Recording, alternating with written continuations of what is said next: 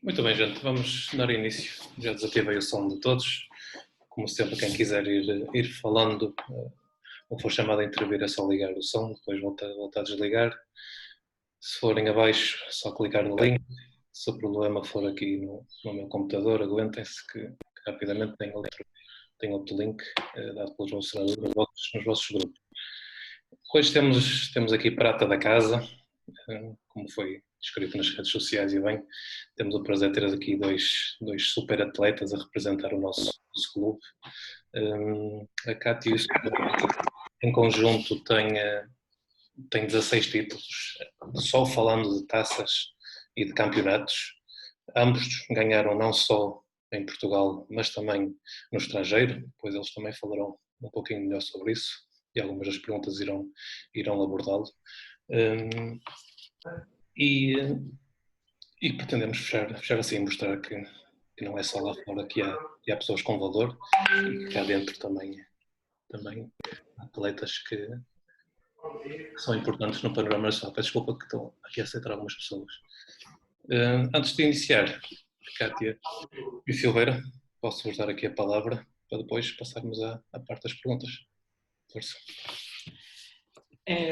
Silveira, vou falar aqui primeiro. Obrigada, quero agradecer e dizer que é um privilégio ter sido nomeada por poder representar o clube e estou muito feliz, fiquei mesmo muito feliz de poder estar aqui mais uma vez, que posso poder estar dividindo minha experiência com vocês. Muito obrigada. Espero que possam aproveitar bastante e que eu também possa aproveitar muito, estando aqui mais uma vez com vocês. Boa tarde a todos. Eu queria agradecer também o convite feito pelo clube em nome do João, para estar presente. Daquelas ocasiões que sempre me apraz muito participar, porque é a oportunidade que nós temos de transmitir aquilo que é o nosso conhecimento adquirido, satisfazer às vezes a curiosidade de quem está do outro lado e, por sua vez também, como disse a Cátia bem, de nós próprios também aprendermos algumas coisas com algumas intervenções e alguns pontos de vista daqueles que são os presentes ou as pessoas que estão nesta oportunidade de partilha. Eu vejo sempre as coisas deste forma, partilhar para ir aprendendo e, portanto, mais uma vez, congratulo o clube pela iniciativa, que eu acho que é fantástica, e a oportunidade de estar presente, tentando ir ao encontro daquilo que são as expectativas de cada um. Muito bem, vamos começar como de costume, com as minis, e a primeira pergunta com a Maria João. E lá vamos nós. Qual foi o jogo mais marcante e porquê? Se cá começa a Cátia para as senhoras primeiro. Sim. Ui, já são tantos jogos, já um jogo marcante para mim, acho que foi um jogo que eu joguei pela Challenge Cup. Eu estava jogando na Noruega, no clube em Stu, e primeiro que foi uma aventura todo. Fomos para o Azerbaijão fazer um jogo, ganhamos em casa o jogo, né, na Noruega, e lá tínhamos que ganhar. Era muito importante ganharmos esse jogo para podermos classificar para a próxima fase do campeonato. E chegando lá, chegamos no país, tivemos atletas que tiveram que voltar para trás, não puderam entrar no país. E foi um jogo muito tenso, estávamos num número assim muito limitado de atletas. E na primeira situação que eu entrei em campo, uma outra menina foi e pisou no meu pé. Ela pisou no meu pé, torci meu pé ficou todo roxo, muito mal. E nisso veio o pessoal e paramédicos, quiseram me levar para o hospital. E nisso foi uma distribuidora que entrou no meu lugar para jogar. Meu treinador sempre do meu lado. Como que você tá? E eu tava, o meu pé não parava de ficar roxo, ia subindo assim. E eu, perdemos o primeiro set, eu falei, eu vou jogar, preciso jogar. Preciso jogar, e ele me fez uma tala no pé e eu joguei quase com uma perna só. Mas desse jogo foi muito marcante porque ganhamos o Golden Set.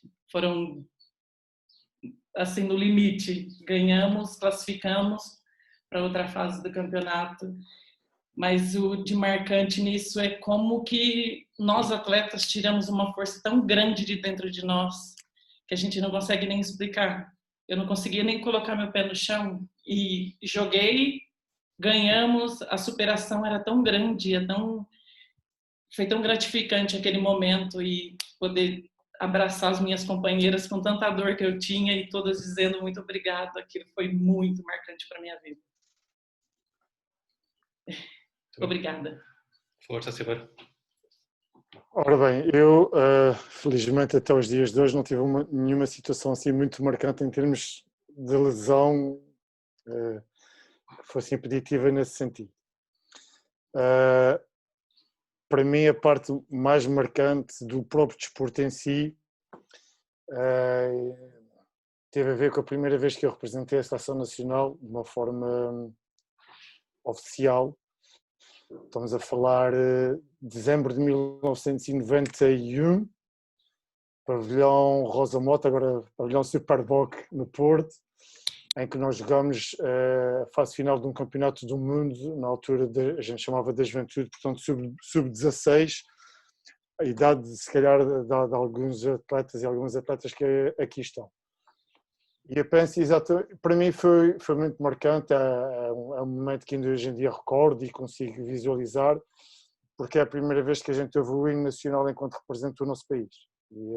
E claramente, muitas outras vezes se seguiram, felizmente, sempre com o mesmo orgulho, mas a primeira acabou sempre por marcar muito, e foi claramente uma situação que fez com que a responsabilidade de lá estar, não só pela parte da envolvência dos colegas da equipa, mas também do sítio de onde eu vinha, que era o primeiro, foi-me de veras marcante.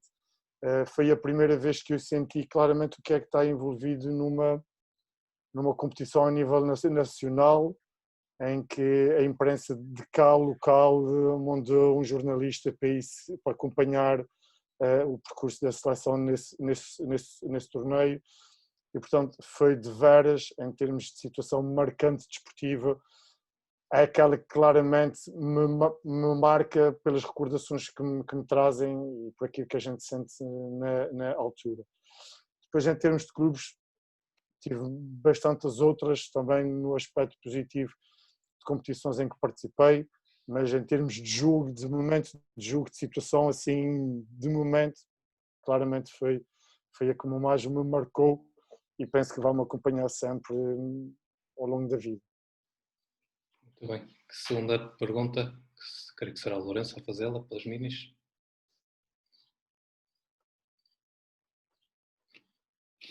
Estás sem som, Lourenço. Deixa eu ver se consigo ajudar. Aqui estás com som. Deve-se passar aí alguma coisa no teu. Não. Pronto. Eu tenho aqui a pergunta, sem tanto voltar o teu som. Se quiseres dizer alguma coisa, intervém. Caso contrário, eu faço aqui por ti. Que medidas acham que se podiam tomar a nível regional para tentar equiparar o voleibol açoriano ao do resto do país? Acho que, primeiramente, esse não deveria ser o pensamento. Acho que as pessoas deveriam tirar isso da cabeça, porque, querendo ou não, eu, desde quando vim para Portugal, posso dizer hoje que sou quase uma açoriana, nunca representei outro clube em Portugal, a não ser nos Açores. Estive no Pico, joguei lá 6 temporadas e depois ocorreu-me, não sei, acho que sou apaixonada por essas ilhas e vim para cá mais uma vez. Vim para São Miguel. Acho que é muito importante que as pessoas, esses tipos de pensamento que tem que se eliminar. Acho que era muito importante isso mesmo dos atletas, treinadores, saber que vocês, o máximo que vocês trabalharem, vai ter sempre alguém olhando para vocês para fazerem com que vocês cresçam e evoluam.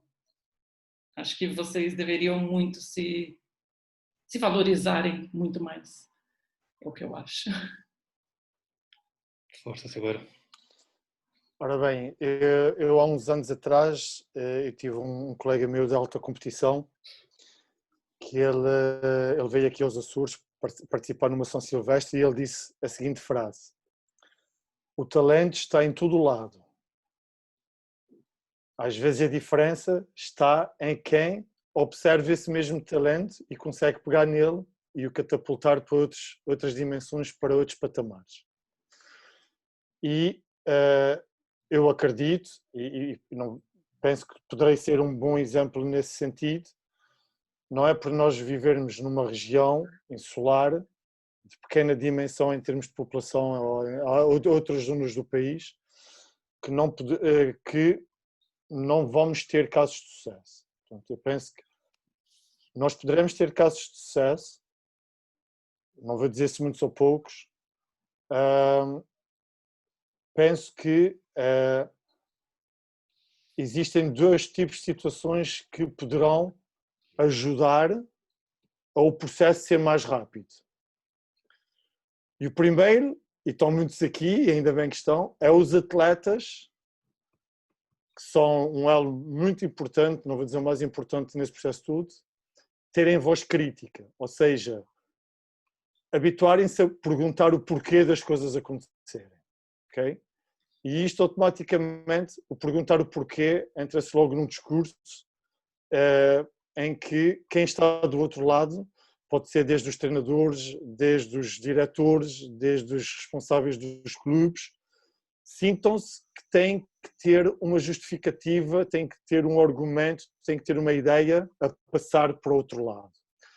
E isso faz com que esse lado, não o atleta, o outro lado, tenha que se preparar para estar apto a nesse diálogo, ir ao encontro das necessidades dos atletas, seja das necessidades do treino, seja das necessidades da organização, seja das necessidades de múltipla ordem. E eu penso que isso é uma das coisas que vê-se pouco hoje em dia, que é os atletas questionarem da forma correta os treinadores e as outras partes envolventes do porquê de certas coisas acontecerem. Porque com o tempo os atletas foram se acomodando em determinados registros e isso é uma parte muito importante no desenvolvimento das estruturas, quer em termos pessoais, quer em termos das organizações. Avaliarem-se, questionarem-se e, portanto, nessa dinâmica promover a evolução e o valor e as coisas que crescerem. A outra questão que eu acho também que é muito importante é nós tivemos um período em que a envolvência da massa que estava inerente à prática ou que desenvolvia a prática, as coisas eram muito estereotipadas, não havia, portanto, uma envolvência muito grande, uma aproximação muito grande das partes. E essas duas coisas eu acho que fizeram com que o distanciamento se fosse sendo maior. Portanto, eu penso que nós temos talento, eu acho que o talento está em todo o lado, e eu acho que falta essa articulação e abertura no sentido das pessoas se exporem mais e expondo-se mais, criarem focos de dinâmicas diferentes no prol do crescimento. Esses são fatores que eu acho que são muito importantes nessa dinâmica e nessa alteração de conceitos, se a gente chamar assim. Muito bem. Passamos agora aos minis masculinos. A primeira pergunta será com o Dinis Lima. Eu penso que o Dinis não está. Eu posso fazer a pergunta. Força. Boa tarde a todos. O Dinis pergunta: em momento algum pensaram em desistir de jogar? Só ao longo da vossa carreira se aconteceu uma situação deste género? Ai, já, já assim, já é complicado. Eu comecei a jogar muito nova, eu tinha 11 anos quando comecei, e é difícil, a gente fica ali, não sabe muito bem o que a gente quer, uma criança apenas, né?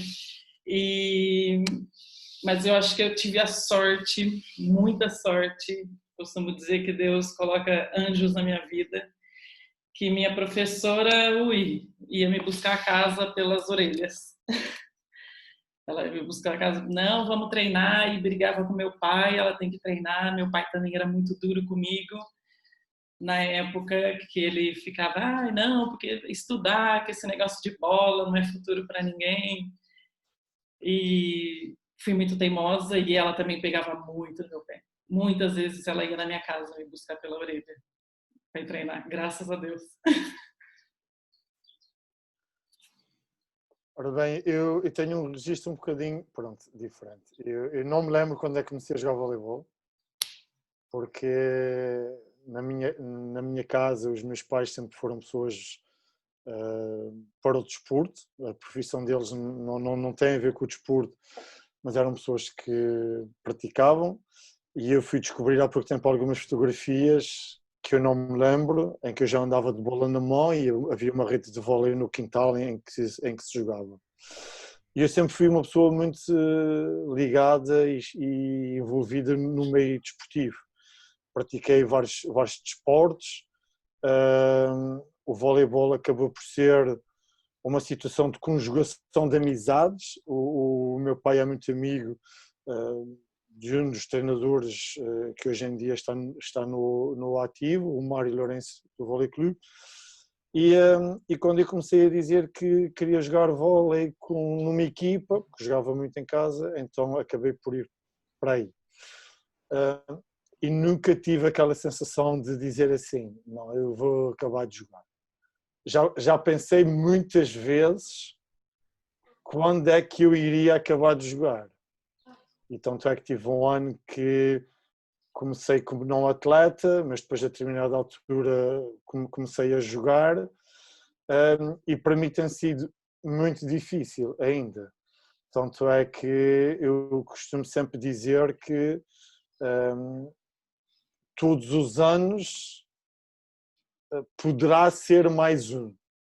O que é certo é que desde que eu comecei a ter esse discurso até agora já passaram 8 anos. Portanto, há 8 anos que eu ando a dizer que pode ser mais um. E aqui o grande fator que eu acho que pesa é a parte da disponibilidade física, nós nos sentirmos bem para aquilo que vamos fazer no patamar em que queremos estar. Essa é uma parte fundamental. E depois a outra, claro, é a envolvência familiar e profissional em termos de disponibilidade. E felizmente, nesse sentido, tem sido uma situação fantástica, o que faz com que, aliado à parte depois da disponibilidade física, eu tenha ainda conseguido ir atrasando esse desfecho. Nunca foi uma situação que eu pus assim, não, acabando essa época desportiva, eu vou deixar de jogar voleibol. Isso ainda não consegui fazer, e numa situação de tentativa acabei por não conseguir. Então posso pôr as coisas dessa forma. A segunda pergunta, eu é que elaborei de alguma maneira, é mais direcionada aqui para o Carlos Silveira, porque os nossos atletas só nos disponibilizaram esta pergunta. É um bocadinho parecida com aquela do Lourenço, mas o que é que falta para aparecerem mais Carlos Silveiras? Recordo-me, pus aqui alguns nomes, eu peço desculpa se falhei alguns, mas o Nuno Dias Pereira, Miguel Pacheco, André Pacheco, o próprio Nelson, que andaram pelas seleções jovens nacionais, a própria Dulce Machado, especialmente aqui mais da ilha de São Miguel, porque eu sei que também das outras ilhas também há muito valor e que conseguiram alguns patamares, mas era mais a tua opinião, o que é que falta para esta malta jovem que nos está a ouvir, pronto, ter aquela sorte, também aquela dedicação talvez, e ter aquele clique. Eu sei que levava-nos aqui muitas horas, mas Exatamente. é especialmente nos últimos anos, não quero aqui estar a responsabilizar se é culpa do clube A, da associação, disto e daquilo outro, mas o que é facto é que nunca mais tivemos uma oportunidade de alguns miúdos vivenciarem, experienciarem Olha, eu vou altos assumir, voos. pronto, apesar de Pronto, estar, desculpa, Kátia, mas não, apesar de não estar, eu tinha mais perguntas. Eu gostei muito não, da tua entrevista. Eu gostei não tem muito problema. já agora um parênteses. Eu gostei muito da tua entrevista para o Gonçalo Cordeiro aí há uns tempos na rádio sobre todo o teu, toda a tua carreira e foi bastante interessante. Não sei se ela está disponível nem na rádio, mas não quero divagar. Nós estamos num grupo relativamente fechado, mas ainda há pouco tempo também, agora já na altura do Covid, eu dei uma entrevista um bocadinho mais extensa, não sei quando é que vai sair e até penso que poderá sair por partes, que falam de algumas coisas. Eu penso que essa situação de, nos últimos anos, não terem surgido atletas regionais, não vou dizer só locais, regionais, com uma projeção em termos nacionais, e eu quando falo isso, falo em termos, por exemplo, de atletas da formação serem chamados a irem a encontros de observação de seleções nacionais e algumas outras coisas. Eu penso que um dos fatores muito importantes vem por quem é responsável, porque nessas coisas eu tento sempre meter uma hierarquia, não é? Todos nós somos responsáveis, mas há sempre alguns que são mais responsáveis do que outros. Nas hierarquias e nas instituições as coisas funcionam assim. Pronto. E a grande questão aqui é saber se todos nós, independentemente do ponto da pirâmide em que nós estamos, se estamos a dar tudo aquilo que nós podemos para o voleibol. E eu costumo diferenciar essa situação em dois termos. Há os que estão para dar de uma forma imensurável, sempre de braços abertos, às vezes até de uma forma inimaginável, nunca pensando no retorno que vão ter. Ou seja, o retorno acaba por ser uma consequência daquilo que se dá. Mas também há o lado inverso, não é? E nessa conjugação de fatores, de quem dá pode depois receber, ou quem está à espera de receber primeiro pode depois dar, às vezes faz muita diferença no sítio onde se está. Isso para dizer o quê? Claramente, para aparecerem mais Carlos Silveiras, Dulces Machados, temos o caso do Leonardo na terceira, que também chegou a estar numa seleção nacional, para nós abrangermos isso ao ponto regional, teria que haver uma mudança de políticas em que quem está mais perto de mim sabe, o ideal é nós termos o máximo de tempo as pessoas a trabalhar por qualidade, por nível, fomentar e divulgar e criar um movimento que seja apelativo. Mas isso só vai ser apelativo se a gente meter paixão nas coisas. E nessa nossa paixão, em termos dos compromissos que a gente assume, a gente os vivenciar dessa mesma forma, ok? Portanto, e eu digo, por exemplo, eu quando era mais novo, a partir de determinada altura o voleibol era o meu dia-a-dia. Eu jogava vôlei na escola, eu jogava vôlei em casa, eu jogava vôlei no quarto, eu jogava vôlei numa data de sítios, ok? Sempre tentando conjugar a parte de desporto, a parte académica. E hoje em dia aquilo que a gente vê muito é a situação, os jovens praticamente a maioria do tempo que jogam é no clube. Há pouca prática fora. Basta ver, por exemplo, na questão, a gente chega ao verão. O voleibol... As praias estão vazias hoje em dia. É, o voleibol tem pena... Mas o voleibol de praia é uma parte muito, muito residual da nossa frequência. Se a gente for para o continente, desde da linha da Costa do Norte, já mesmo até quase Lisboa, Setúbal... Sim, mas eu acho que nos últimos anos tem vindo a decair na nossa praia de Poplo. Ok, mas aí é que está. Aquilo que eu digo é, nós se queremos ter atletas de uma outra dimensão, com uma outra projeção, todos nós, desde os treinadores, os próprios atletas atualmente, diretores e tudo mais, temos que criar um modelo que potencie a prática contínua. Isso é a primeira coisa. Depois da prática contínua, tem que haver a qualidade dentro da prática. E depois tem que haver a divulgação. Eu penso que eu jogava muito com os mais velhos, quando era a maioria da idade dos que aqui estão, não é? Eu, aos 14 anos, já jogava nos séniores, nos 13, 14, já treinava com os séniores. Havia uma volatilidade grande em termos de prática. Os próprios mais velhos, que é uma coisa que hoje em dia não acontece, e por isso é que eu digo que há muitas coisas que teriam que se ir tentando mudar, não é? Tem que mudar, tem que se tentar ir mudando. Os próprios mais velhos eram mais ativos na modalidade. Os pais dos meus colegas jogavam na praia connosco. Os pais dos meus colegas, a gente jogava durante o ano nos pavilhões, ou na casa de um, ou na casa do outro.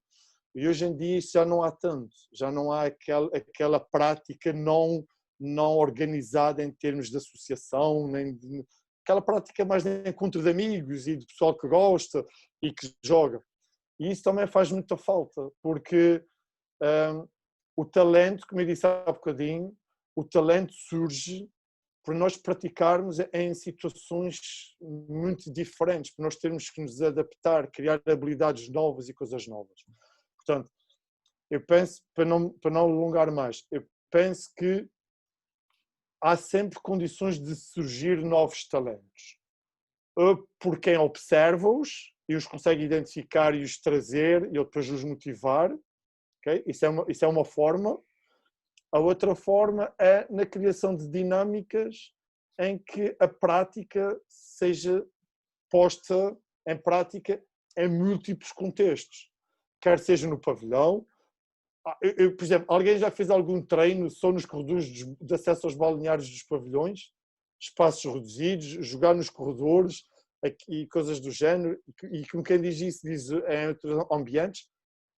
Isso promove o crescimento do talento, da interação, da forma da gente se adaptar e de vivenciarmos coisas novas. Isso é uma coisa que eu acho que falta muito na nossa modalidade atualmente. Obrigado, Ricardo. Seguimos para as iniciadas. A primeira pergunta com a Beatriz. Força, Beatriz. Boa tarde. A minha primeira pergunta é direcionada para a Kátia. Na mudança do Brasil e de outros locais que já viveu e jogou para os Açores, o que é que foi mais difícil na adaptação e como é que correu? Como é que ultrapassei isso? Eu acho que, sem dúvida, o que é mais difícil de estar assim, fora é estar longe da família. Estar longe da família é, sem dúvida, algo que mexe muito com a gente, mas, ao mesmo tempo, é algo que nos fortalece muito, que mesmo a gente estando longe, a gente sabe que eles estão lá, que eles nos apoiam da maneira que eles podem, nos dão força da maneira que eles podem. E quando eu comecei a jogar, mais uma vez voltando, né, tinha muitas dificuldades. O meu pai, era muito duro, o meu pai, mas hoje, para mim, é muito gratificante ver meu pai, porque tem o orgulho que ele sente em mim, hoje, na pessoa que eu me tornei, o que o vôlei me proporcionou, que ele viu que isso não era apenas uma brincadeira, porque se deixasse eu passava o dia no pavilhão. E isso é muito gratificante, mas sem dúvida estar longe de casa, da família, não poder acompanhar o crescimento dos meus sobrinhos.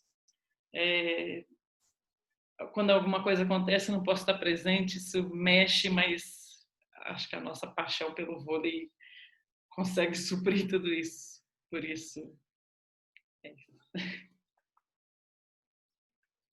Força, Silveira.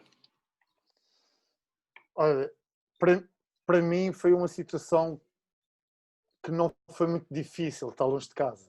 Também sou rapaz, às vezes os rapazes têm uma forma diferente de lidar com essas coisas. Mas eu comecei a sair de casa muito novo.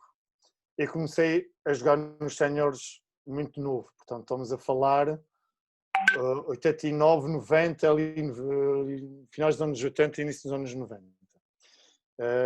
Eu tinha 14 anos, como eu disse há bocadinho, e então eu já jogava nos séniores, eu já viajava com os séniores para o continente, e já começava a ir para a discoteca aos 14 anos com os meus colegas do vôlei também. E portanto vivenciei essas coisas logo muito cedo. E passados muito pouco tempo, portanto, como eu disse há bocadinho, em 91 eu já estava na seleção, eu comecei a ir à seleção em dezembro de 90, estágio do Natal, e então comecei a estar muito tempo fora de casa. E a mim não me custava muito, sou sincero.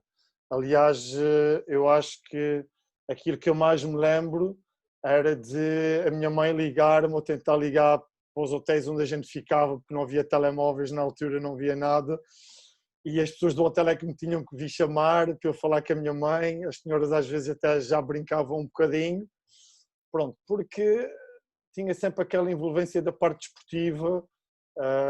Acredito que hoje em dia também sou pai e vejo que a relação rapariga-rapaz em termos de família às vezes é diferente, até por causa, eu só tenho raparigas, mas tenho colegas meus que têm rapazes, e nisso assim não foi muito difícil. Eu penso que a parte mais difícil para mim já foi numa parte mais adulta, quando eu fui jogar para o estrangeiro, e aí sim a gente tem uma percepção completamente diferente em termos de envolvência, da parte familiar, da parte mesmo pessoal, e às vezes aí custa. Principalmente, claro, nos momentos mais difíceis ou nos momentos mais duros em que não temos ninguém para conversar e para trocar opinião e perguntar e às vezes até desabafar quando as coisas não nos correm bem e apetece chegar a casa e mandar tudo contra a parede.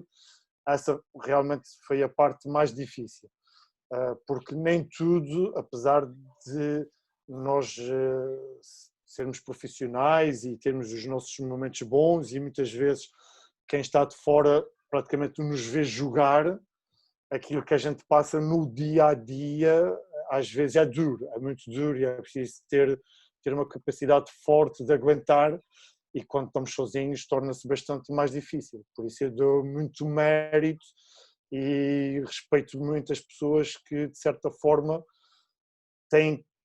optam por ir por essa vertente e aventuram-se às vezes quase no desconhecido e acabam por ter sucesso, porque é uma situação de muito valor e de muito respeito também.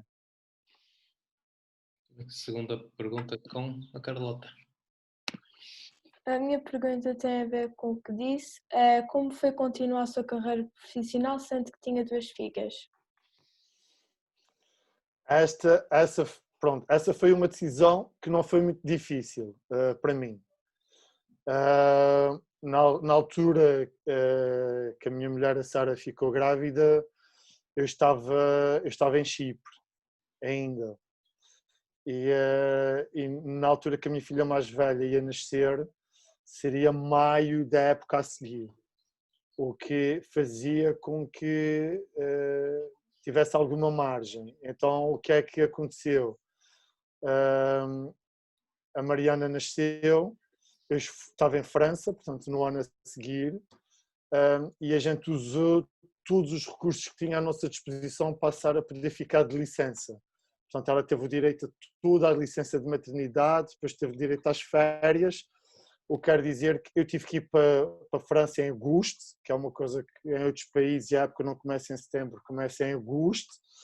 Portanto, não há mês de agosto de verão de praia para esses atletas. E depois a Sara conseguiu ir ter comigo e teve comigo até dezembro. E depois eu só tinha que ficar aquela parte final da época, portanto, de janeiro até final de abril, início de maio. E não foi uma situação muito difícil. O que é que ajudou ainda mais?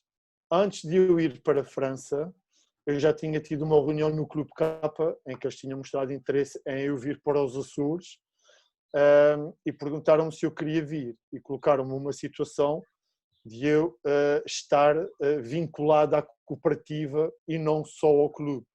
Por isso é que vocês me veem muitas vezes quando chegam, eu estou lá a trabalhar no jardim, porque essa foi uma situação para mim que pesou bastante, que foi, eu vinha como atleta profissional, mas com um vínculo à cooperativa. Automaticamente, se eu decidisse acabar a minha carreira profissional enquanto atleta aqui e no Clube K, acabava por ter uma situação de trabalho dentro da cooperativa depois disso. E então foi uma situação de conjugação de fatores que ajudou muito. Eu decidi vir para cá, estando com a minha família e dar continuidade à minha carreira profissional enquanto atleta. O clube tinha objetivos, que para mim é sempre importante, e então aí foi uma situação fácil. Eu teria outras propostas na altura para ir jogar para outros países da Europa, nomeadamente podia ter ido para a Polónia, ou podia ter ido para a Bélgica, mas façam uma situação também já de continuidade, porque eu na altura já tinha 32 e ia fazer 33 anos, acabei por decidir vir para cá e pronto, e dar continuidade à minha carreira desportiva nesse molde. Bem, seguimos com as iniciadas B. Primeira pergunta com a Bruna. Boa tarde. A minha pergunta é como é que é lidar com uma equipa de adolescentes e se preferem ser jogadores ou treinadores? Oi. Assim, treinadora, eu fui, já trabalhei não, né? Já joguei num clube há alguns anos atrás, né? Vamos dizer assim, para não ficar muito velha aqui. Mas eu trabalhei, era com minis, era tipo umas 30, 40 crianças num pavilhão onde era eu e mais uma menina, tínhamos que dar conta daquilo. Esse ano tive com as iniciadas B, que já são adolescentes, é uma coisa completamente diferente, é uma experiência muito doida, mas eu vejo muito como a troca, né? A troca. Eu acho que eu não sei se eu aprendo, se eu consigo transmitir tudo que eu tenho para elas ou se eu aprendo muito mais com vocês para minha vida. Acho que foi um grande aprendizado para mim mesmo, tá? Esse ano com a formação, com relação a tudo, como lidar com as pessoas, as diferenças. É gratificante poder dividir isso tudo com vocês. É isso. E se eu prefiro ser treinador ou atleta? Ai, eu ainda gosto de jogar muito. Ainda gosto de jogar muito. Não consigo ainda me ver parando, por enquanto. Mas quero poder conciliar os dois. Força, Silveira. Ora bem, a parte de ser atleta, como eu disse há bocadinho, daquelas coisas que eu ainda não me vejo, não consigo identificar um ponto de dizer quando é que vou acabar. A parte de treinador foi uma situação que também não foi programada, né? Eu comecei todas as minhas entradas como treinadores foram por situações nesse caso o Clube K, ter equipas em que eu tinha ficado sem treinador por alguma situação ou de não ver ninguém que se pudesse encaixar, e nessa altura eu disponibilizar-me para avançar e para ser treinador. A primeira equipa que eu treinei no clube foi uma equipa de raparigas juvenis femininas, já há uns anos, exatamente por causa dessa situação. O treinador que lá estava foi colocado a dar aulas numa outra ilha e na altura eu disponibilizei-me para substituir. A mesma coisa na equipa sénior masculina, a minha entrada como treinador não foi uma situação muito programada, foi mais uma situação de necessidade e na altura eu também avançar.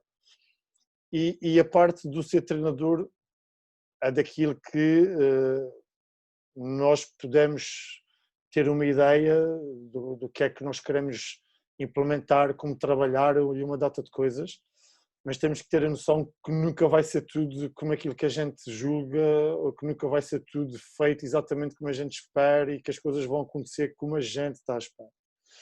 Eu costumo dizer que ser treinador é dar 2 passos para a frente e 1 para trás, às vezes dá-se 1 para a frente e 3 para trás, e é um processo sempre muito de aprender. Aquilo que a Kátia estava a dizer é exatamente verdade. Às vezes a gente tem uma ideia de implementar alguma coisa, porque aquilo faz tudo sentido na nossa cabeça, e depois basta uma situação simples, casual, em que põe aquilo em causa e nós temos que reformular, temos que pesquisar, temos que nos reinventar, e isso é um processo que eu gosto muito, de dinâmica, de pesquisa, de termos que sair da caixa, para a gente poder dar o melhor de nós aos outros. Porque isto também foi uma coisa que acontecia no início comigo, e hoje em dia eu reconheço que era, nós enquanto treinadores fazemos muito aquilo que nós achamos que somos capazes de fazer, e estamos à espera que os outros depois façam como nós, e não pode ser assim. Nós temos que fazer aquilo que os outros precisam, não o que nós conseguimos fazer, ou que nós estamos na expectativa que pode ser o sucesso para nós. E então isso também foi algo que nós fomos aprendendo, e era um erro que eu às vezes acabava por cometer. Depois, em termos daquilo que eu acho que acaba por ser o patamar de auge numa carreira de treinador, não só da parte da obtenção dos títulos, mas também daquilo que a gente consegue proporcionar aos atletas, no sentido de eles se tornarem melhores atletas. Não só pôr a nossa equipa a jogar bem e ganhar, que essa é uma parte que todos os treinadores gostam, jogar bem e ganhar. Jogar mal e ganhar é bom, mas o ótimo é jogar bem e ganhar. Mas eu valorizo muito hoje em dia, e já se passou, para além disso, nós potencializarmos os nossos atletas, ou seja, os nossos atletas acabarem a época desportiva jogando num patamar mais elevado, ou tendo mais competências, mais instrumentos para si, ao ponto de às vezes haverem outros clubes que os têm capacidade de os virem buscar à nossa equipa, e eles acabarem por irem embora. Mas isso é sempre gratificante, porque se eles vão embora é porque eles trabalharam bem, e nós de certa forma no processo ajudamos a que eles criassem e tivessem uma dimensão diferente, que fez com que eles fossem para um patamar melhor, quer em termos de realização profissional, quer em termos de realização pessoal. E isso foi uma das coisas que no percurso de treinador hoje em dia é muito gratificante também. Nós não só termos o sucesso desportivo enquanto equipa, mas também ajudarmos os atletas de uma forma individual poderem crescer e poderem, com esse crescimento, ir para patamares superiores e experimentarem coisas diferentes e vivenciarem coisas diferentes. Depois, entre ser um ou outro, eu acho que isto vai sempre da parte pessoal. É claro que hoje em dia despendo muito mais tempo enquanto treinador, por todas as áreas em que eu estou envolvido, do que atleta. Nessa gestão entre um e outro, para mim a parte importante é o prazer da realização pessoal que eu vou tirando de um e no outro. Enquanto eu me sinto realizado enquanto atleta, eu acho que dificilmente vou deixar de o ser, e a mesma coisa enquanto treinador. Portanto, aqui é tudo uma questão de nós irmos construindo as coisas à nossa volta e ir tentando estar nos sítios que nós identificamos como aqueles que vão de encontro à nossa forma de ser e de estar, para principalmente, não vou dizer para nós termos sucessos, porque eu acho que o sucesso vem depois de uma outra coisa, que é nós nos sentirmos bem e estarmos num ambiente bom em termos de trabalho. Se nós conseguirmos conjugar o ambiente de trabalho e o compromisso de todas aquelas outras partes, eu penso que o resto vem por acréscimo. Bem, segunda pergunta com a Mariana. Olá. Tem planos para quando acabarem de jogar voleibol profissionalmente? Eu peço desculpa, mas eu não percebi a pergunta toda, Mariana, porque houve aqui umas interferências. Ok. Têm planos para quando acabarem de jogar voleibol profissionalmente? Boa. Uma ótima pergunta. Uma ótima pergunta. Acho que nós atletas, acho que a gente se pergunta isso sempre, desde sempre. A gente fica, ai meu Deus, e agora, se parar de jogar, o que eu vou fazer da minha vida? E o tanto de pessoas que perguntam, o que você vai fazer? Ai, é muito difícil. É muito difícil responder isso, porque primeiro que nós profissionais, né, a gente pensa que isso nunca vai ter fim. Se eu pudesse, continuava jogando, não sei, até ter pernas para isso. Mas eu gosto, hoje posso dizer que gostei muito da experiência de fazer parte de uma formação de atletas, gostei muito disso. Acho que eu cresci muito como pessoa e acho que seria muito bom. A gente chega numa fase da vida que a gente quer muito. Tem hora que a gente quer. Acho que está na hora de dar um pouco mais das minhas. Tudo que eu já vivi, dividir as minhas experiências. Hoje posso dizer que gostaria de continuar investir nisso de ser treinadora, mas acho que mais de crianças, até a idade de vocês, assim, mais ou menos, mas que isso não sei. Não sei se seria muito do meu perfil. Mas depois eu gosto muito de outra área que não tem nada a ver com o voleibol, que é de estética. Gosto muito dessas coisas. Acho que também penso muito nisso, em voltar a estudar, talvez, me formar, fazer cursos novos no lado da estética, que é uma coisa que eu gosto muito. Força, Saber. Ora bem, eu em termos de carreira profissional, ou sendo profissional do voleibol, né, a parte de ser treinadora é sempre algo que poderemos levar durante ainda bastante tempo, ou seja, tem uma longevidade grande em termos de carreira. E é daquelas coisas que eu penso que poderei continuar, penso que o que vai definir muito vai ser em que contexto.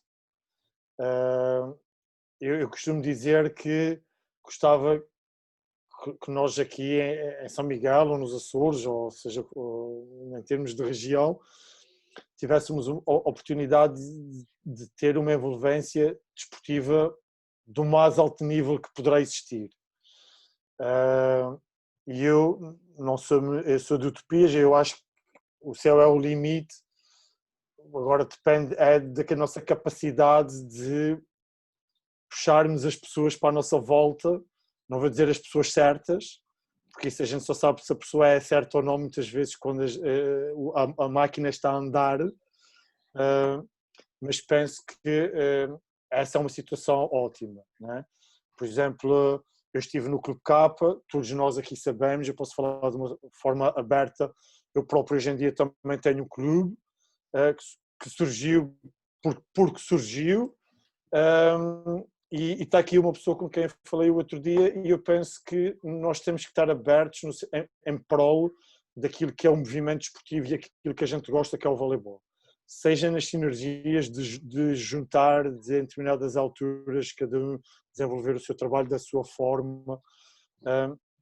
E eu sou uma pessoa muito de dinâmicas, ou seja, eu mesmo na Kairos acabei por criar uma dinâmica de uma área de estar nos espaços exteriores, porque é uma coisa que eu também gosto. Gosto muito da área empresarial também e da área das finanças, e eu sou uma pessoa que gosto muito de coisas novas. Gosto muito de começar às vezes coisas novas, coisas que não existem, ou coisas que até podem existir, mas começar num modelo diferente, testar coisas diferentes para ver se o resultado é diferente. e gosto muito dessas coisas dinâmicas. Se me aparecer alguém a dizer assim, olha, vamos criar uma coisa nova, se eu achar que é algo que tem dinâmica e que tem potencial de se diferenciar e de ser algo novo, eu se calhar não vou dizer que não. E pronto, depois, claro, cada um com as suas temáticas, com as suas áreas de responsabilidade e modelos de trabalho. E isso é uma coisa que eu gosto muito, ou seja, trabalhar em equipa e na criação de dinâmicas novas. Portanto, e isso é daquelas coisas que quem lida mais comigo no dia a dia sabe que eu sou uma pessoa que gosto muito de conversar e de ideias e de criar desafios e de fazer apostas e de ser uma pessoa assim muito nesse sentido. Portanto, não sei quando é que vai acabar a minha área profissional do desporto, porque eu acho que mesmo dentro do desporto, nós quando acabamos como atletas, há muitas outras áreas, como a Kátia disse, que podem ser abrangidas. O Clube Capa pode ter daqui a uns anos uma área de stylish, né? de imagem, em que se trata da imagem dos atletas de uma forma mais coisa. Né? Outro dia vi uma passagem de modelos de um clube que fez numa... Portanto, isso são áreas sempre que são muito, para mim, são muito aliciantes, porque são coisas novas e que trazem valor às instituições em que nós estamos inseridos. E depois esse valor acaba por ser repercutido na área dinâmica da área profissional. Portanto, eu sou daquelas pessoas que não me caracterizo, quando acabar de jogar eu vou ser engenheiro, vou ser mestre de obras. Acho que as dinâmicas é que fazem com que a gente se sinta atraído por aquilo que possa vir a participar e possa vir a fazer. Muito bem, Silveira, falaste aí na área do stylish, houve aqui uma série de sorrisos. Queres pensar nisso mais a sério? Opa, isso... Olha, eu acho que é uma área muito importante. E vou-vos dar só um exemplo, Ricardo. Eu não quero tomar o teu tempo. Não. Eu quando entrei no clube, há 11 ou 12 anos atrás, nós éramos do tempo que toda a gente treinava com o seu próprio material. E aos poucos foi-se mudando a imagem. Quando se muda a imagem, eu vou fazer uma inconfidência, porque eu não sou muito para aí, para essa área. Quando aqui em casa me souberam que eu ia fazer essa participação, a primeira coisa que me disseram foi: tens que cortar a barba e o cabelo. Então, e isso é uma área importante hoje em dia, e nós temos que dar valor a essas coisas, porque isso faz diferença também no mundo do desporto e nas dinâmicas do próprio desporto. Muito bem, vamos avançar para as juvenis e a primeira pergunta com a Beatriz. Então, a minha primeira pergunta é para a Kátia e é: quais são as diferenças entre os campeonatos da França, Noruega, Brasil e Portugal, as principais? Acho que nenhum campeonato, ou seja lá o que for, acho que nem se compara um com o outro, né? Mas graças a Deus eu tive a oportunidade de viver isso um pouco, que foi maravilhoso. Tive um campeonato, joguei primeira divisão, segunda divisão também na França. E uau, aquilo para mim era um sonho. Aquilo para mim era um sonho, ver grandes jogadoras, jogar contra grandes jogadoras, estar com grandes jogadoras. É maravilhoso. Na Noruega, o nosso campeonato lá era um pouco mais fraco, mas por outro lado também jogávamos a Challenge, onde fizemos um bom campeonato.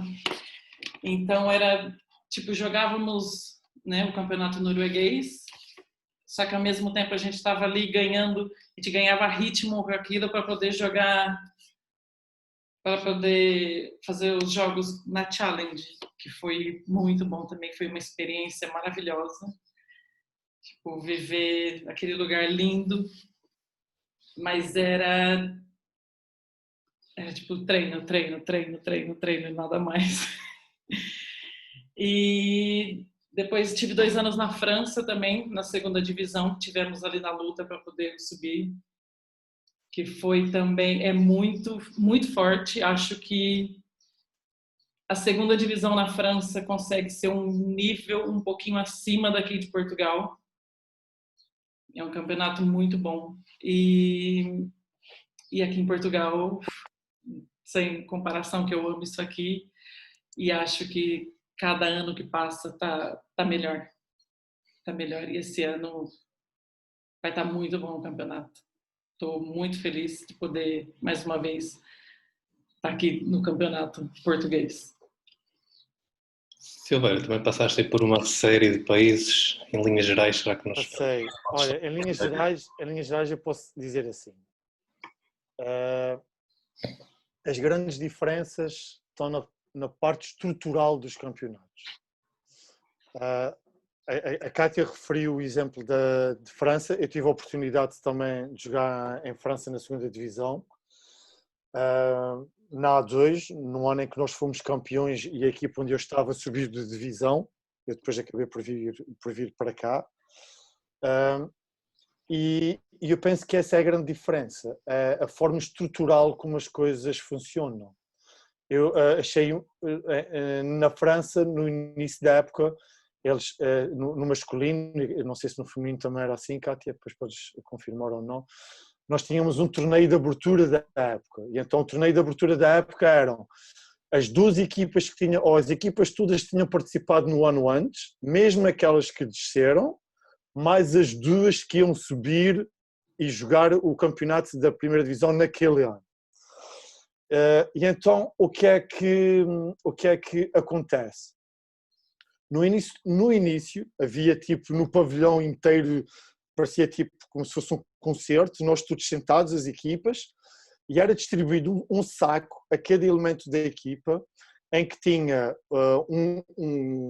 brindes, chapéus, uma data de coisas lá da liga, e tinha um livrinho que nós tínhamos que assinar uma folha e entregar à organização, que era para eles saberem que a gente tinha tido o livrinho nós.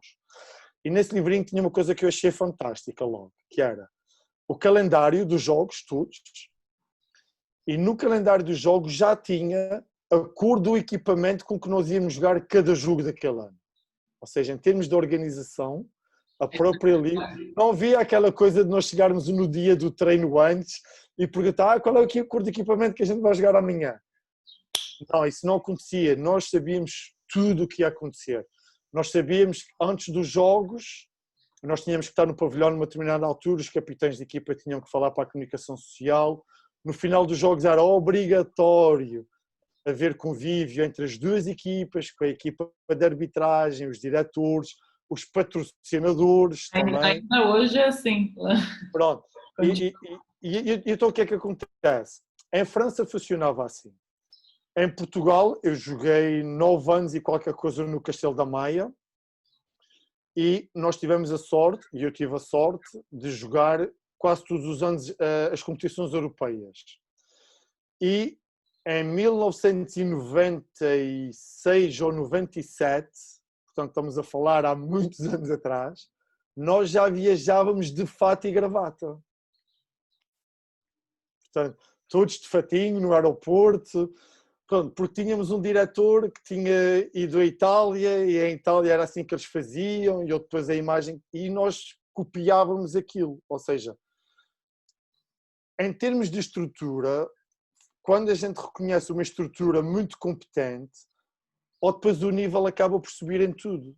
Por exemplo, nessa altura no Castelo da Maia, nós jogávamos para ganhar as competições internas e tínhamos a sorte de jogar em termos de competições do clube contra os melhores dos melhores do mundo.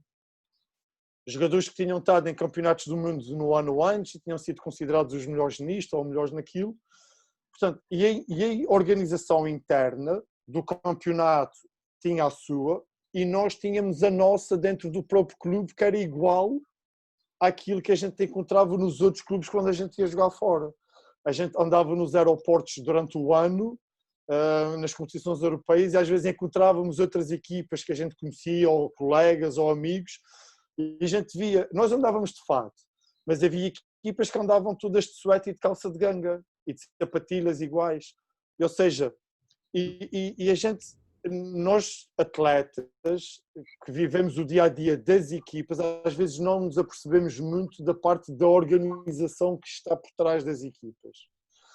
Mas quando começamos a ver que num país se faz assim, no outro se faz também da mesma forma, e nós começamos a sentir que fazemos parte todos uns dos outros do mesmo.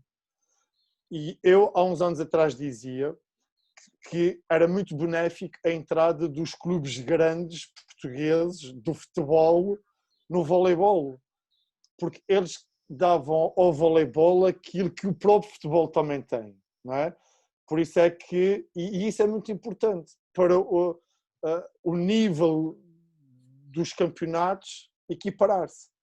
Por exemplo, eu joguei em Chipre um campeonato em que a mentalidade deles é uma mentalidade muito familiar. Todos os dias alguém me batia à porta a perguntar se eu precisava de alguma coisa. Todos os dias, ninguém reclamava se eu jogava bem ou jogava mal, ou se eu treinava bem ou treinava mal. Eles estavam preocupados, era se eu estava bem. Na forma de pensar deles, se o atleta estiver bem, o atleta vai estar em condições para trabalhar bem. E isso foi uma realidade completamente diferente de outros sítios onde eu estive. Mas na parte da organização também não nos faltava nada. Nós tínhamos os treinadores, nós tínhamos os diretores no treino a limpar o chão quando o treino parava para a gente beber água, para não sermos nós a ter que estar. Ou seja, em termos de estrutura, tudo era feito para o rendimento da equipa. E isso é aquilo que eu acho que é possível em todos os sítios. Eu nunca estive no Brasil em termos de clubes, de organização, apesar de ter muitos amigos e a gente falar, mas tenho amigos em muitos sítios da Europa e aquilo que eu vejo que é o que faz mesmo a diferença dentro dos campeonatos é a organização. Porque se as coisas forem organizadas e se forem atrativas, os locais evoluem e quem está de fora também se sente atraído por essas situações. Porque nós atletas, nós preferimos ir para um sítio organizado e saber com o que é que a gente conta do que ir para um sítio que a gente nunca sabe muito bem o que é que vai contar no dia do amanhã. E muitas vezes nós prescindimos, às vezes, de determinadas regalias para estar num sítio desses e saber com o que é que contamos. Por isso é que aquela história que eu disse há bocadinho, às vezes é preferível, vou falar na parte financeira, ganharmos menos um ano, mas estar numa boa estrutura, em que a estrutura é boa e a gente consegue trabalhar bem e tudo mais, para depois no ano a seguir a gente acabar por ter uma situação muito melhor, quer em termos financeiros, quer em termos de grupo. Portanto, no alto nível, eu acho que, não estou a falar de andar de avião particular, não é? Mas no alto nível, eu acho que as diferenças, pelo menos nos campeonatos que eu estive, não havia muitas. Há sempre um pormenor ou outro. Se me disserem assim, jogar num campeonato em que todas as equipas jogam para ganhar, é uma coisa. Jogar num campeonato em que há 3, 4 equipas que jogam para ganhar e as outras, pronto, aí é diferente. Aí, sim, há algumas diferenças, nós sentimos esse tipo de diferença em termos do ritmo competitivo. Agora, em termos do ritmo de estrutura, eu acho que muitos campeonatos começam-se a assemelhar e a tentar criar essas estruturas no sentido de ser atrativo para os atletas e para o público também, que essa é uma parte muito importante. Bem, a segunda pergunta, acho que é com a Beatriz, não é mesmo? Sim, a minha segunda pergunta é, no campeonato português, quais são as dificuldades que as equipas açorianas enfrentam? Eu acho que as dificuldades... Assim, quando eu saí do Brasil, minha primeira experiência foi morar no Pico, né? Para mim, sem dúvida, são as viagens. Só que eu acabei já me habituando com isso. E, querendo ou não, para nós também era, uau, uma viagem, que legal, vamos lá. Já estou mais nesse ponto. Mas eu acho que para quem chega, para quem é mais cansativo, sai da rotina de um atleta, ter que dormir fora, alimentação, que normalmente de gente que cozinha, não sei o quê, dia de jogo, eu sou muito, né? E acho que as viagens, acho que mexe um bocado com, para mim, das dificuldades dos açorianos, é isso. Força, Vera. Eu acho que uma das grandes dificuldades são as viagens, realmente. E, não querendo aqui ser indelicado com ninguém, nos últimos anos as viagens inerentes há muitas vezes as incertezas dos horários das viagens. Essa era uma parte muito complicada para quem tem que estruturar, organizar os procedimentos de uma equipa e mesmo nós atletas para descansar, comer, recuperar, essas coisas são importantes e são difíceis por uma situação insular. Nós não temos equipas profissionais, por exemplo, que possam viajar no dia antes do jogo de manhã, né? A gente normalmente viaja no dia antes do jogo ou ao final do dia, muitas vezes, né? Pronto. Mas, por outro lado, eu acho que nós às vezes nos focamos nas dificuldades, mas eu acho também, por outro lado, tem coisas muito boas. Porque eu já tive a sorte de também jogar no continente, não é? E em sítios diferentes. Eu joguei em Lisboa e joguei no Porto. Todos nós sabemos que o grande grosso das equipas estão mais no norte do que no sul. E naquela altura ainda era mais assim, não é? Quando eu joguei em Lisboa. E quando jogava em Lisboa, nós, para irmos jogar ao Porto, tínhamos que fazer 3 horas e meia de autocarro.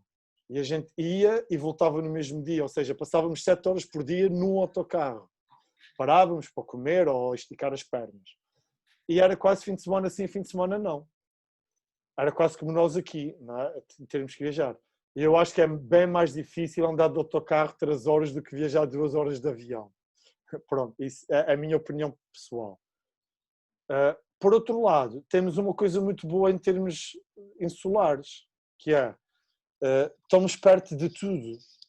Ou seja, nós de nossa casa para irmos treinar, eu acho dificilmente que alguém demora mais que 20 minutos para ir de casa para o treino. E já se calhar estou-me a alongar assim um bocadinho. E isso faz com que a gente tenha que durante a semana despender muito tempo, principalmente em transportes, não é? E possa organizar, tirar partido em termos de qualidade de vida para poder descansar, comer e uma data de coisas.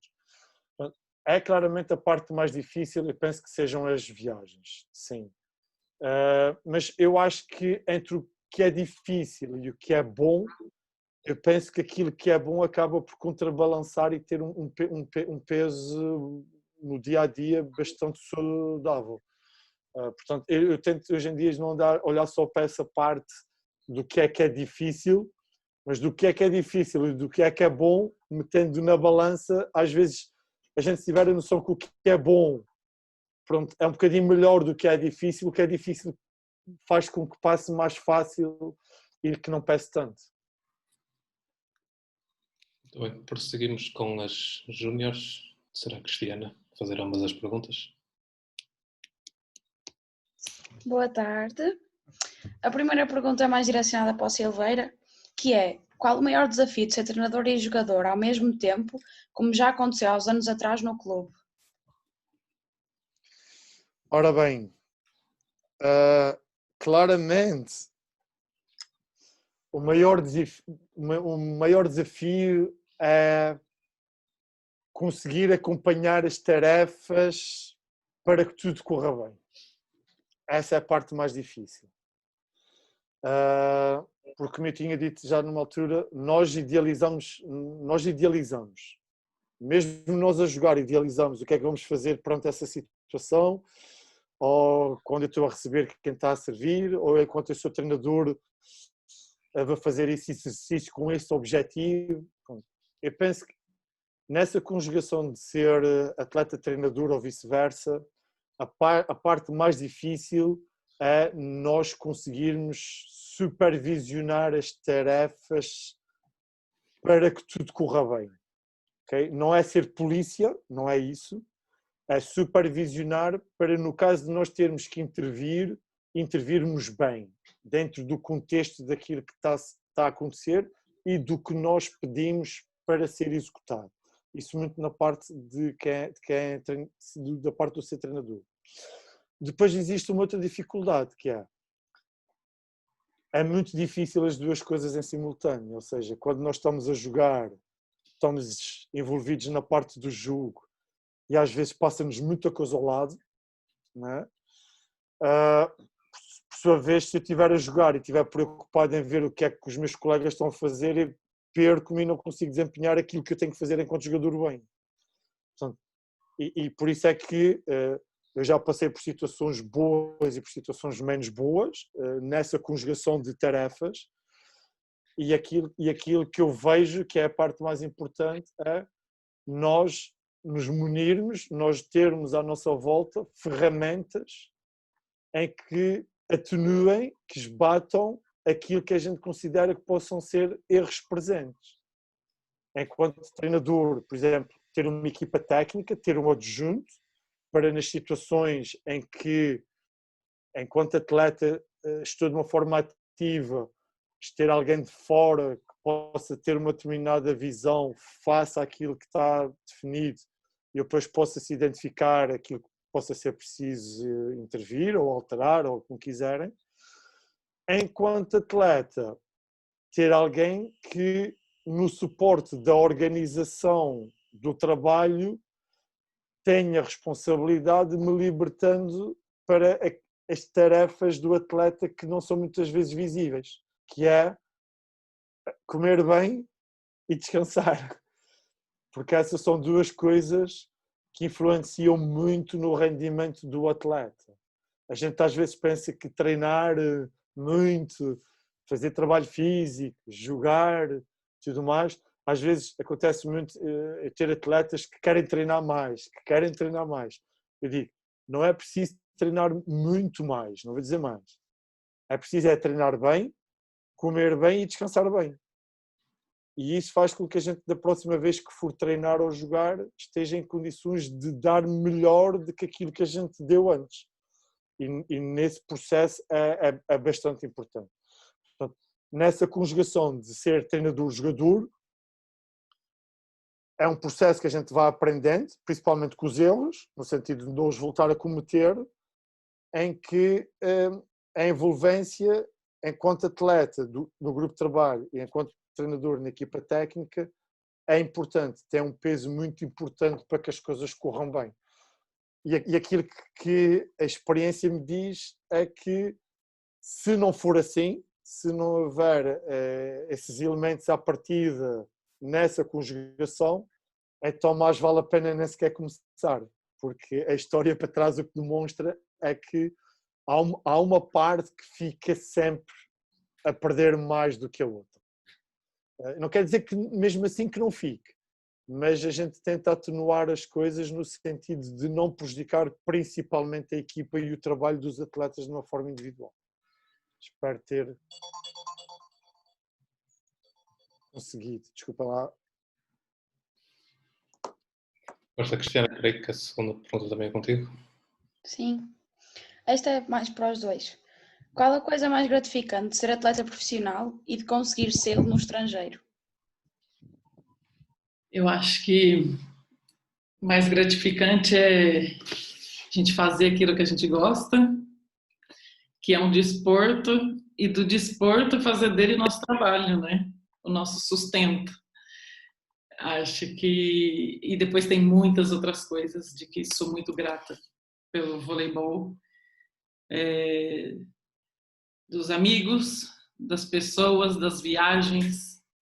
Como não sei se já disse, eu sou de uma cidade muito pequenininha no Brasil e penso comigo, se não fosse o voleibol, será que eu teria feito essas viagens que eu já fiz na minha vida, conhecido as pessoas, os amigos que eu tenho na minha vida? E isso é claro que é tudo através do voleibol. Me deu muita coisa positivo. Acho que isso é das coisas mais gratificantes de ser profissional. Eu acho que é isso. Eu concordo com tudo aquilo que a Cátia disse. Eu acho que nós desenvolvermos a atividade que a gente mais paixão demonstra. Não é que a gente tem, é que a gente demonstra, porque eu acho que estas coisas têm que ser por aquilo que a gente demonstra. E ainda temos a capacidade de nos pagarem para tal, eu acho que é ouro sobre azul, como se costuma dizer. Não é? Isso aí é algo que as coisas acabam por acontecer e é muito gratificante. Também é importante a gente perceber o quanto sacrifício é que muitas vezes tivemos que passar para chegar a atleta profissional e isso acontecer. Porque, pronto, para nós chegarmos a esse patamar de fazermos aquilo que a gente gosta e ainda nos pagarem para isso, é sinal que no passado a gente teve que abdicar de muita coisa pronto, para fazermos aquilo que a gente gosta e que muitas vezes as coisas não foram fáceis.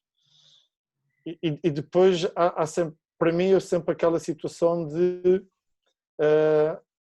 o facto de ser atleta profissional, e como a Cátia também acabou por dizer, abrir-me portas e caminhos que se não fosse por aí, eu não sei hoje em dia se alguma vez eu teria conseguido passar por eles e estar neles. Há muitos países que a gente conhece, muitos sítios, fazemos grandes amigos que depois às vezes perduram e com quem nós vamos falando e vamos-nos preocupando agora nessa altura que estamos a passar. Há sempre aquela preocupação de perguntar se estão bem, se a família está bem, e quando a gente vê que as pessoas respondem, porque também tem essa situação, às vezes passamos anos sem falar com as pessoas ou períodos grandes e às vezes temos medo de cair no esquecimento, e quando a gente vê que do outro lado a gente tem resposta, é muito gratificante. E isso é daquelas coisas que o desporto dá. Eu nunca olhei para o desporto, dizerem-me assim, desporto profissional, é sempre uma palavra, eu sempre fiz aquilo que gosto e sempre tive a parte de me retribuírem financeiramente e não só, em função daquilo que eu dava. Portanto, eu penso que não há melhor.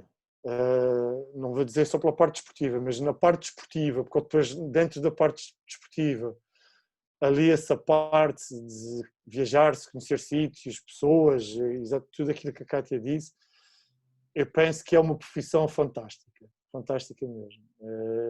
Tem-se contato com múltiplas coisas, muitas, que eu acho que dificilmente, se não fosse pelo desporto, pela parte da cultura, se a gente quisesse pôr assim, era difícil da gente vivenciar durante a nossa vida. Muito bem, creio que as perguntas já foram feitas, no que toca à formação. São quase 7h30, temos aqui um bom momento, acho que foi a mais longa até agora. Vamos situar isto aqui para todos, se calhar as pessoas têm a obrigação de ir para a mesa de jantar, outros de nós têm outro tipo de obrigações. 5 minutos, portanto, quem tiver aí algum dos treinadores, alguma resposta, e as perguntas também, ser o mais sucinto possível, para darmos por encerrado agora aqui nestes minutos finais. Senhores treinadores, alguém?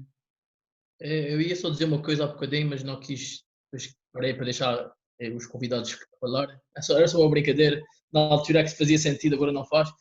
Mas em relação ao que a Cátia estava a falar, da sua estética, já reparaste que no Clube K, se calhar devias tratar, era de fazer um curso ou abrir algo de implantes capilares, porque nós treinadores estamos quase carecas. Teu Carlos, o Mel, tu Corrunha, o Gonçalo daqui a dias, o Cortês Vassa Fonte do Catavando, o Ricardo Oliveira também, mas a maior parte é carecas. Precisamos tratar disso. Preciso me informar sobre isso. Boa, Ricardo. Era só isso. Eu é por opção, pá, que eu estou cheio de cabelo, só que eu é por opção. É assim, viu? Muito bem. Era só isso. Obrigado da minha parte, obrigado aos dois. É sempre bom ouvir. tanto a Kátia como jogadora que é, Obrigada. tudo que a gente conhece, e acima de tudo o Carlos, que é um ícone do nosso voleibol da Açoriano, isso então não haja dúvidas sobre isso. Obrigada. Senhores, 2 ou 3 minutos. Mais alguém com alguma pergunta?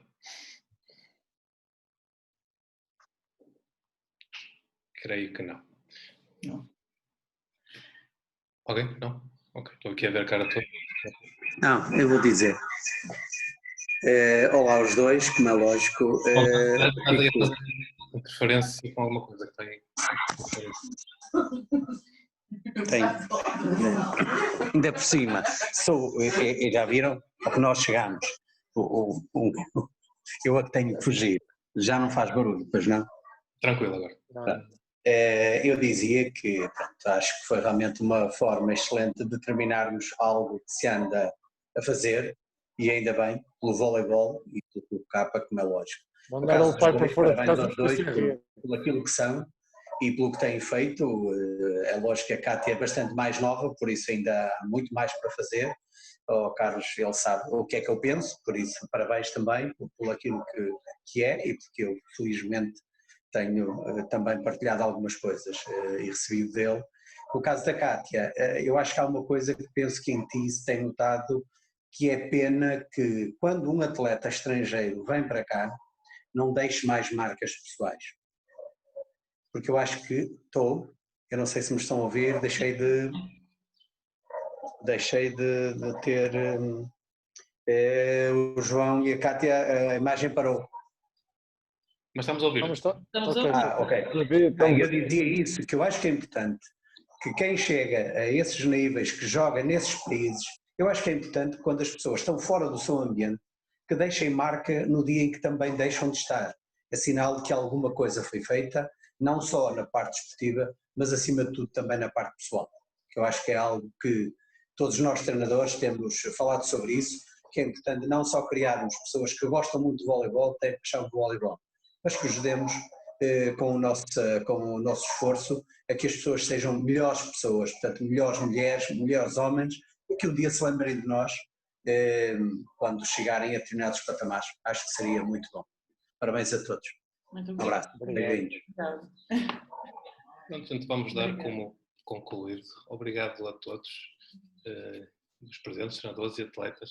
Todos vocês são muito importantes, mas mais uma vez, permitam-me dar aqui um beijinho muito especial à Maria João, que não falhou uma sessão das nossas minis.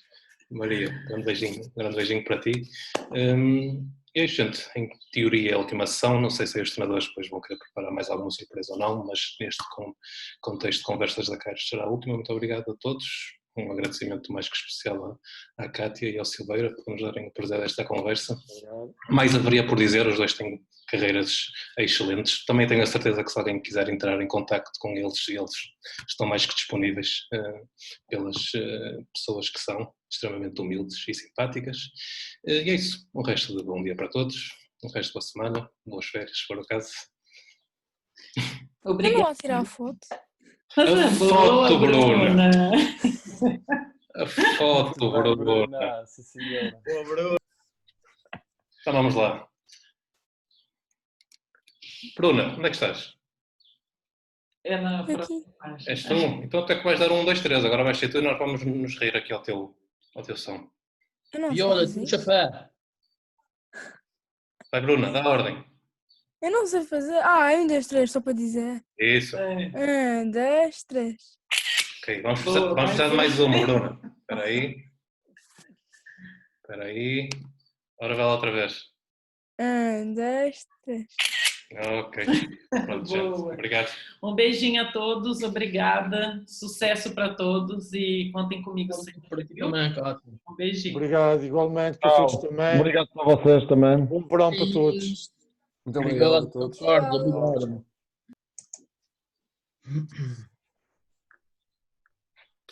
Obrigado.